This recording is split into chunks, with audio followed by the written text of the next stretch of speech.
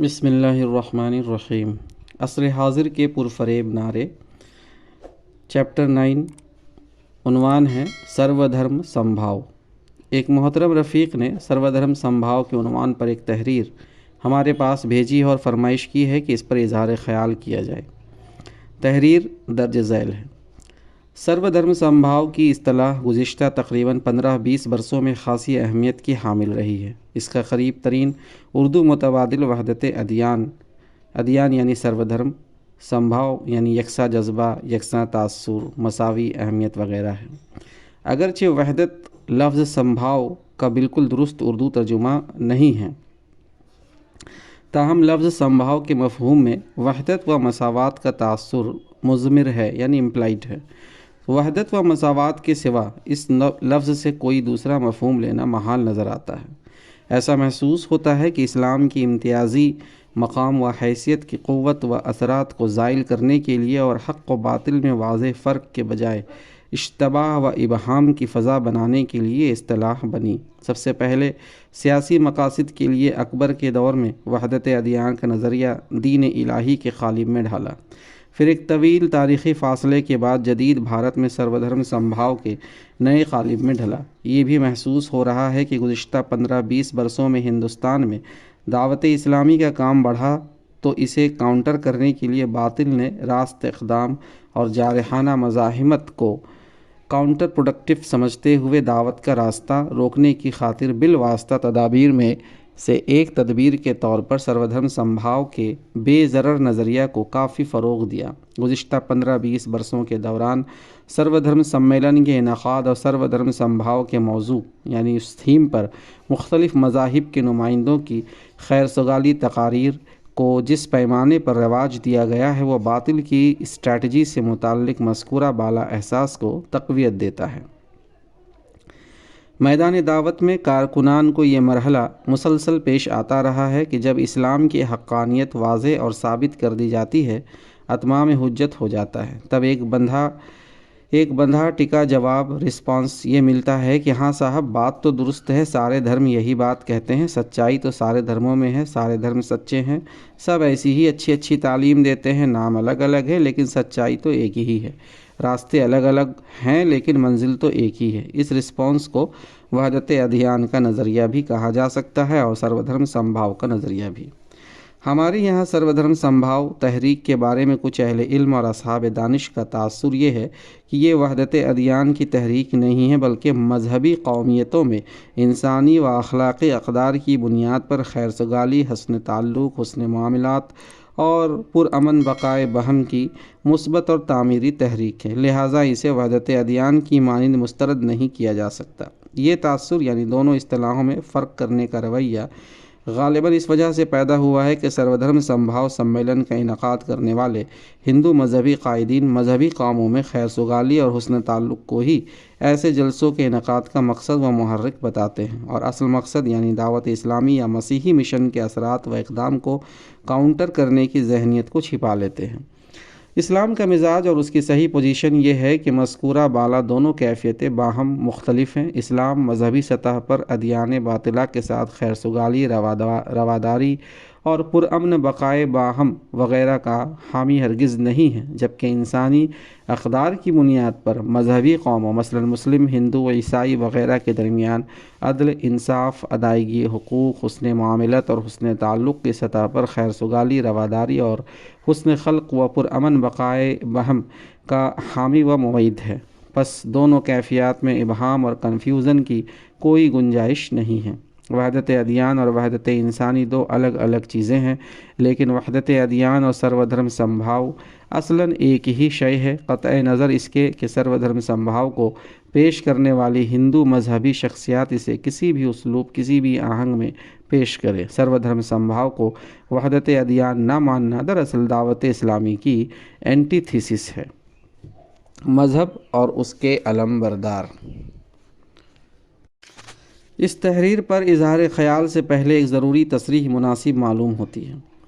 یہ تصریح کسی مذہب کے تصورات اور اس مذہب کے نام لیواؤں کے عملی رویے میں فرق سے متعلق ہے۔ عموماً مغربی مصنفین ان دونوں چیزوں میں فرق نہیں کرتے۔ مثلاً وہ اسلام اور مسلمان کے الفاظ کو مترادف کے طور پر استعمال کرتے ہیں۔ یہی طرز تحریر وہ دوسرے مذاہب کے بارے میں بھی اختیار کرتے ہیں، حالانکہ صحیح تجزیے کے لیے ضروری ہے کہ دونوں امور میں واضح فرق کیا جائے۔ ایک مذہب کے تصورات وہ ہیں جو اس کے مستند منبع یعنی جو اس کے سورسز ہیں ان سے ہمیں معلوم ہو۔ مزید برآں ان تصورات کی وہی تعبیر و تشریح صحیح سمجھی جانی چاہیے جو اصل متن سے مطابقت رکھتی ہو۔ رہا کسی مذہب کے وابستگان کا عملی رویہ تو وہ مذہب کے اساسی تصورات کے مطابق بھی ہو سکتا ہے اور ان کے مغائر بھی۔ ان دونوں امور اساسی تصورات اور عملی رویے کو گڈمڈ کرنے سے کسی مذہب کے بارے میں صحیح رائے قائم نہیں کی جا سکتی۔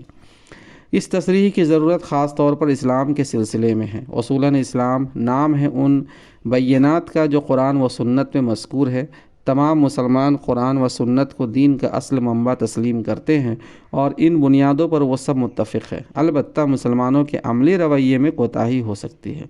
مسلمانوں کے انفرادی اور اجتماعی کاموں کو اسلام کی کسوٹی پر پرکھا جا سکتا ہے اور پرکھا جانا چاہیے، لیکن مسلمانوں کے ہر کام اور ہر رویے کو لازماً اسلام کا نمائندہ یا ترجمان قرار نہیں دیا جا سکتا۔ اس تصریح کے بعد ہم اصل مسئلے کی طرف پلٹتے ہیں جو سرو دھرم سمبھاو کے تصور سے متعلق ہے۔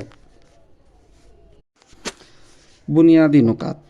پیش نظر تحریر کے بنیادی نکات درج ذیل ہیں۔ نمبر 1، سرو دھرم سمبھاو کی معنی وحدت ادیان کے ہیں۔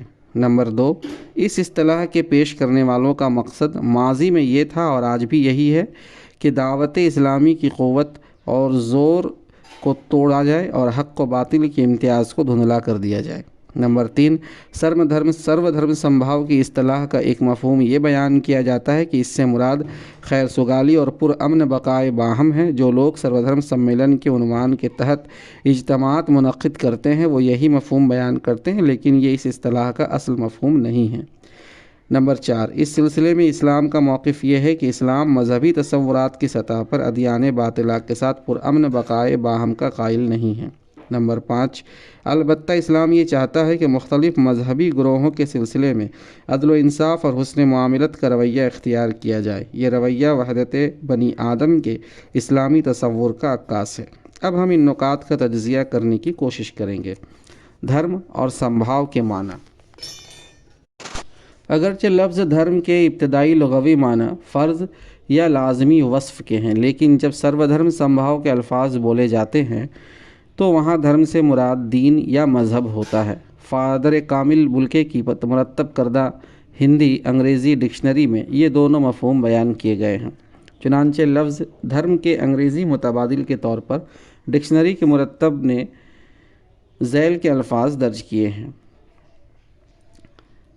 Property, quality, attribute means religious persuasion یعنی وصف، فیتھ، ریلیجن۔ یہ کیتھولک پریس رانچی سے چھپی ہوئی 2008 کی ہے۔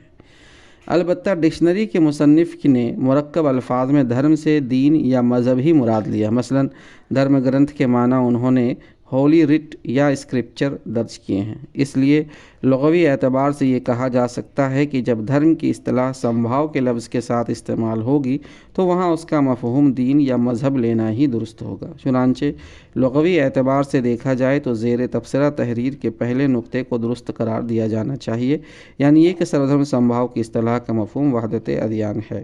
گویا اردو داں حضرات وحدت ادیان کے الفاظ سے جو کچھ مراد لیتے ہیں وہی مراد ہندی اصطلاح سرو دھرم سمبھاو کے استعمال کرنے والوں کی ہوتی ہے۔ تصور وحدت ادیان کا محرک۔ زیر تبصرہ تحریر میں وحدت ادیان کا تصور پیش کرنے والوں کا اصل منشا دعوت حق کا راستہ روکنا قرار دیا گیا ہے۔ بلا شبہ یہ بات صحیح ہے، لیکن اس منفی جذبے کے علاوہ تصور وحدت ادیان کے پیچھے بعض محرکات اور بھی ہیں۔ ان میں سے ایک محرک یہ ہے کہ مذہبی اختلافات کو ضمنی، فروعی اور ناقابل لحاظ قرار دے کر ان جھگڑوں کو ختم کر دیا جائے جو مذہب کے نام پر دنیا میں رائج ہیں۔ دوسرا محرک ان لوگوں کے ذہن میں ہے جو خود نفس مذہب کو زندگی کے اجتماعی معاملات سے بے دخل کرنا چاہتے ہیں اور کسی سیکولر فلسفہ زندگی کو غالب و نافذ کرنا چاہتے ہیں۔ ان کا ادعا یہ ہے کہ مذہب انسان کی پرائیویٹ زندگی سے متعلق ایک معاملہ ہے، چنانچہ مذہبی اختلافات کسی سنجیدہ توجہ کے مستحق نہیں ہیں۔ آدمی جس مذہب کو بھی چاہے اختیار کر لے، زندگی کے اہم تر اجتماعی معاملات میں اس سے کوئی فرق واقع نہیں ہوتا۔ ان اجتماعی امور میں سب لوگوں کو بلا امتیاز مذہب ایک ہی طرز عمل اختیار کرنا چاہیے جو سیکولر فلسفہ حیات پر مبنی ہو۔ فلسفہ وحدت ادیان کے پیچھے ایک اور محرک یہ خیال ہے کہ انسان اگر نیک نیتی کے ساتھ زندگی گزارنے کا راستہ تلاش کرے تو وہ جس نتیجے پر بھی پہنچ جائے وہ درست ہے۔ اس خیال کے حاملین کو ریلیٹیوسٹ یا اضافیت کے نام سے جانا جاتا ہے۔ گویا ان کے نزدیک مطلق حق کا سرے سے کوئی وجود ہی نہیں ہے، بلکہ حق یا سچائی کے مختلف روپ یا درجات ہیں۔ آدمی جس درجے تک بھی پہنچ جائے وہ اس کے لیے کافی ہے۔ اس کے برعکس خیال ان لوگوں کا ہے جو یہ سمجھتے ہیں کہ مطلق حق غالباً موجود تو ہے لیکن انسان کے بس میں نہیں ہے کہ حق کو تلاش کر سکے۔ اس خیال کے حاملین کے نزدیک مذہبی اختلافات کا وجود ہی خود اس بات کی دلیل ہے کہ انسان حق کی تلاش میں ناکام رہا ہے اور آئندہ بھی رہے گا، اس لیے حق کی تلاش کے خیال کو ہی چھوڑ دینا چاہیے اور آدمی اپنے مذہبی جذبات کی تسکین کے لیے جس راستے کو بھی چن لے وہ ٹھیک ہے۔ وحدت ادیان کے فلسفے کا ایک اور محرک ان لوگوں کا خیال ہے جو ہندوستان کے روایتی مشرکانہ تصور کائنات، تصور آواگمن اور ذات پات کی تقسیم کو قبول کرتے ہیں اور ان تصورات پر مبنی سماجی ڈھانچے کو برقرار رکھنا چاہتے ہیں۔ یہ لوگ جب وحدت ادیان کی اصطلاح استعمال کرتے ہیں تو ان کا مدعا یہ ہوتا ہے کہ مذہبی مراسم اور پرستش کے طریقوں کے تنوع میں کوئی حرج نہیں ہے، بشرطے کہ ان سب میں مذہبی طبقے کی رائج اجارہ داری کو اور ذات پات کے نظام کو تسلیم کیا گیا ہو۔ جب تک کہ سماجی ڈھانچے اور اس کے اساسی تصورات کو چیلنج نہ کیا جائے، وہ مذہبی طور طریقوں اور رسوم و رواج میں ہر جدت اور ہر تنوع کو درست اور ناقابل اعتراض سمجھتے ہیں۔ فلسفہ وحدت ادیان کے مندرجہ بالا محرکات باہم مختلف ضرور ہیں، مگر ان سب میں یہ بات مشترک ہے کہ ان کے قائلین مذہب کے موجودہ اختلاف کی حقیقی وجہ تلاش کرنے میں ناکام رہے ہیں۔ چونکہ فلسفہ وحدت ادیان ہمارے ملک میں بہت مقبول ہے، اس لیے ان محرکات کا تجزیہ کرنے کی ضرورت ہے تاکہ ان کی اصل کمزوری سامنے آ سکے۔ کیا مذاہب کے اختلافات فروعی ہیں؟ جو لوگ یہ سمجھتے ہیں کہ مذاہب کے درمیان اختلافات محض فروعی نوعیت رکھتے ہیں، ان کو دنیا کے مشہور مذاہب کے اساسی تصورات کا سنجیدگی سے جائزہ لینا چاہیے۔ یہ ان کی خواہش ضرور ہو سکتی ہے کہ مذاہب کے درمیان اختلافات مٹ جائیں، لیکن ان کو حقائق کا انکار نہیں کرنا چاہیے۔ مثلاً خدا کے تصور کو لیجیے۔ کسی مذہب کو سمجھنے کے سلسلے میں یہ سوال بنیادی اہمیت کا حامل ہے کہ اس مذہب میں خدا کا تصور کیا ہے۔ آبادی کے اعتبار سے ہمارے ملک کا سب سے بڑا مذہب وہ ہے جسے ہندو مذہب کہا جاتا ہے۔ اس کا ابتدائی دور ویدک دور ہے۔ اس دور کے بعد مذہب کی وہ شکل سامنے آئی جو ہندوستان کے طول و عرض میں آج پائی جاتی ہے۔ یہ رائج مذہب مشرکانہ مذہب ہے۔ اس بارے میں جناب عماد الحسن آزاد فاروقی لکھتے ہیں، ویدک دور کے برخلاف مہابھارت اور رامائن میں نئے دیوی دیوتاؤں میں سے ہر ایک اپنے ماننے والوں کی تمام تر توجہ کا حقدار ہوتا ہے۔ کسی دیوتا کے بھکت کی عقیدت کا اصل مرکز اس کا اشٹ یعنی چنندہ دیوتا ہوتا ہے اور وہ دوسرے دیوتاؤں کو اس کا ماتحت یا اسی کے مختلف مظاہر کے روپ مانتا ہے۔ مندرجہ بالا بیان کردہ تصور الوہیت واضح طور پر ایک مشرکانہ تصور ہے۔ مذکورہ بالا برہمنی مت کے پہلو ایک دوسری مذہبی روایت بھی ہندوستان میں پائی جاتی ہے۔ بدھ مت اور جین مت اسی روایت سے متعلق ہے۔ ان مذاہب کے اندر خدا کے تصور سے یکگو نہ بے اعتنائی برتی گئی ہے اور اس روایتی کو شرمن روایت کہا جاتا ہے۔ جناب آزاد فاروقی اپنی مذکورہ بالا کتاب میں لکھتے ہیں، برہمنی مت کے متوازی اور اس سے مختلف مذہبی اور فکری روایت کو شرمن روایت کے نام سے یاد کیا گیا ہے۔ ایک اہم فرق جو شرمن روایت سے متعلق مکاتب فکر اور مذاہب نیز برہمنی مت کے مابین واضح نظر آتا ہے وہ شرمن روایت کا خدا کے تصور سے بے نیاز ہونا ہے، جبکہ برہمنی روایت کسی نہ کسی صورت میں خواہ وہ دیوی دیوتاؤں کی پرستش کا مشرکانہ تصور ہی ہو، الوہیت کے قائل رہی ہے۔ شرمن روایت کے مختلف مکاتب فکر میں الوہیت یا خدا کے لیے کوئی جگہ نہیں ہے۔ اس کے بعد سامی مذاہب آتے ہیں جو اصولاً توحید کے قائل ہیں۔ جناب آزاد فاروقی لکھتے ہیں، یہودیت کے ساتھ ہم مذہبی اعتبار سے ایک نئی دنیا میں قدم رکھتے ہیں جس کو ہم سامی خاندان کی دنیا سے تعبیر کر سکتے ہیں۔ اس خاندان میں یہودیت، عیسائیت اور اسلام جیسے 3 بڑے مذاہب شامل ہیں۔ یہ اسی مشترک مذہبی ورثہ کا احساس ہے جو ہمیں حضرت موسیٰ، حضرت عیسیٰ اور حضرت محمد صلی اللہ علیہ وسلم کے تصور خدا میں کسی تفریق کا تصور بھی نہیں ہونے دیتا۔ حضرت ابراہیم علیہ السلام کو عنایت الہی کے طفیل ایک ایسی معرفت حاصل ہوئی جو بنی نوع انسان کی مذہبی زندگی کے لیے کسی انقلاب سے کم نہ تھی۔ حضرت ابراہیم کی رسائی ایک ایسی ہستی کی معرفت تک ہو گئی جو بلا شرکت غیر تمام کائنات اور انسان کا خالق، مالک اور حکمراں ہے۔ ایک ایسے معبود کا ادراک و احساس جو مادی فطرت کا ایک حصہ نہیں ہے بلکہ اس پر حاکم ہے، جو قبائلی اور مقامی دیوتاؤں کی طرح محدود جماعتوں کا مقصود نہ ہو کر تمام انسانوں کا خالق اور پالنہار ہے، اور جو اپنی حکمرانی اور ربوبیت میں یکتا اور یگانہ ہے۔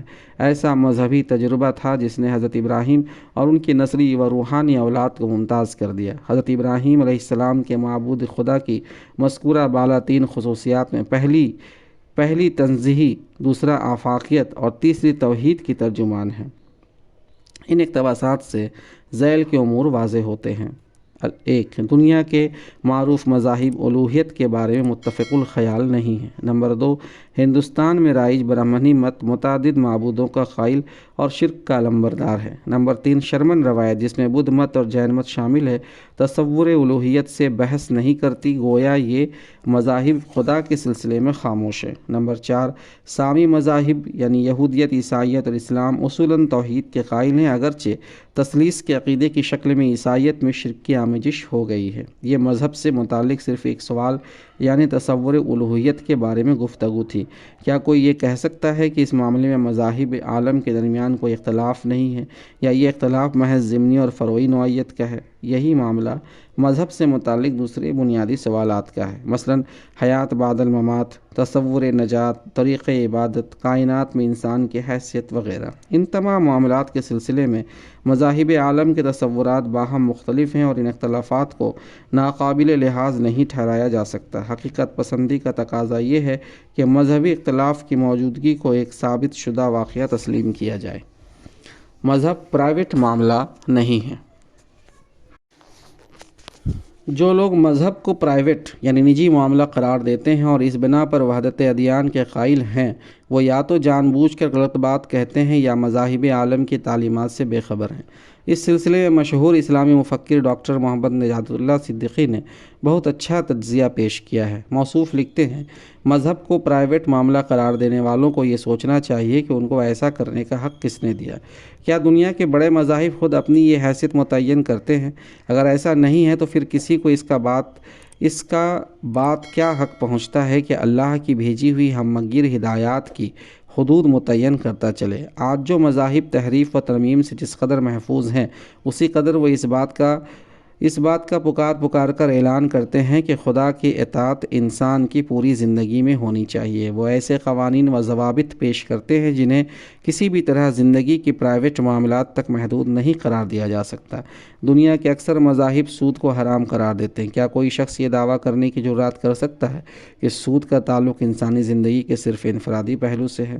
اسی طرح کیا مرد اور عورت کے آزادانہ اختلاط کو ممنوع قرار دے کر اور نکاح کے طریقے نیز خاندان کے ادارے کو محترم قرار دے کر مذہب انسان کی معاشرتی زندگی کی باگڈور کو اپنے ہاتھ میں نہیں لے لیتا؟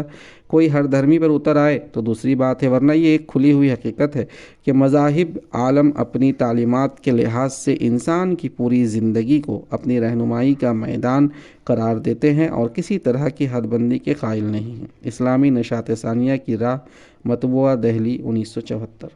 کچھ لوگ وحدت ادیان کے اس لیے قائل ہیں کہ ان کے خیال میں حق موجود ہی نہیں ہے، یا اگر موجود ہے تو اس کو پانا انسان کے بس کی بات نہیں۔ اس طرح سوچنے والے لوگ خالق کائنات سے یہ بدگمانی رکھتے ہیں کہ اس نے انسانوں کی مادی ضرورتوں کے پورا کرنے کا تو انتظام کیا ہے لیکن اس کی ہدایت کا کوئی انتظام نہیں کیا۔ لیکن امر واقعہ یہ ہے کہ پورا نظام کائنات خالق کی صفات رحمت و ربوبیت کی شہادت دے رہا ہے، اور اپنی انہی صفات کی بنا پر خالق کائنات نے نے تاریخ کے ہر دور میں انبیاء و رسل کے ذریعے راہ حق انسانوں تک پہنچانے کا انتہائی حکیمانہ و اطمینان بخش انتظام کیا ہے۔ اس لیے راہ حق کی تلاش کے سلسلے میں کسی مایوسی کا شکار ہو کر جو لوگ وحدت ادیان کی طرف مائل ہوئے ہیں ان کو یہ بتانے کی ضرورت ہے کہ راہ حق موجود بھی ہے اور واضح بھی۔ ضرورت صرف اس بات کی ہے کہ انسان انبیاء و رسل کی پیش کردہ دعوت پر سنجیدگی کے ساتھ غور کرے اور اس دعوت کو قبول کرنے اور اس کے مطالبات پورے کرنے کے لیے جو قربانی درکار ہو اسے پیش کرنے کے لیے بلا تردد آمادہ ہو جائے۔ جو شخص اخلاص کے ساتھ انبیاء و رسل کی تعلیمات پر غور کرے گا اسے ان کی حقانیت میں کوئی شبہ نہیں رہے گا اور پھر اسے اس کی کوئی ضرورت نہیں ہوگی کہ وہ بلا وجہ تمام مختلف راستوں کو بیک وقت درست قرار دے اور اس تضاد فکری کو رواداری سمجھے۔ بقائے باہم کا معاملہ۔ بنیادی سوال یہ ہے کہ اسلام کے ماننے والوں کی دلی تمنا کیا ہے؟ کیا وہ یہ چاہتے ہیں کہ دنیا میں حق اور باطل دونوں پہلو بہ پہلو موجود رہیں اور ان کے درمیان بقائے باہم کی کیفیت پائی جائے، یا ان کی دلی تمنا یہ ہے کہ انسانی سماج سے باطل مٹ جائے اور حق غالب و ظاہر ہو؟ اس سلسلے میں قرآن مجید کا فیصلہ واضح ہے۔ هو الذی ارسل رسولہ بالہدی ودین الحق لیظہرہ علی الدین کلہ ولو وکفی باللہ شہیدا۔ سورہ الفتح آیت نمبر 28۔ وہی ہے جس نے اپنے رسول کو ہدایت اور دین حق کے ساتھ بھیجا تاکہ اسے تمام دینوں پر غالب کر دے، اور اس حقیقت پر اللہ کی گواہی کافی ہے۔ سورہ صف آیت نمبر 8 تا 9 میں ہے کہ یہ لوگ چاہتے ہیں کہ اللہ کے نور کو اپنے منہ کی پھونکوں سے بجھا دے، لیکن اللہ اپنے نور کو مکمل کر کے رہے گا، چاہے کافروں کو کتنا ہی ناگوار ہو۔ وہی ہے جس نے اپنے رسول کو ہدایت اور دین حق کے ساتھ بھیجا ہے تاکہ اسے سارے دینوں پر غالب کر دے، چاہے یہ بات مشرکوں کو کتنی ہی ناگوار ہو۔ سورہ رعد آیت نمبر 17 میں ہے اللہ نے آسمان سے پانی اتارا اور ہر ندی نالہ اپنے ظرف کے مطابق اس سے لے کر چل نکلا، پھر جب سیلاب اٹھا تو سطح پر جھاگ بھی آ گئے، اور ایسے ہی جھاگ ان دھاتوں پر بھی اٹھتے ہیں جنہیں زیور اور برتن وغیرہ بنانے کے لیے لوگ پگھلایا کرتے ہیں۔ اسی مثال سے اللہ حق اور باطل کے معاملے کو واضح کرتا ہے۔ جو جھاگ ہے وہ اڑ جایا کرتا ہے، اور جو چیز انسانوں کے لیے نافع ہے وہ زمین میں ٹھہر جاتی ہے۔ اس طرح اللہ مثالوں کے ذریعے اپنی بات سمجھاتا ہے۔ سورہ انبیاء آیت نمبر 16 تا 18 میں ہے ہم نے اس آسمان اور زمین کو اور جو کچھ ان میں ہے کچھ کھیل کے طور پر نہیں بنایا ہے۔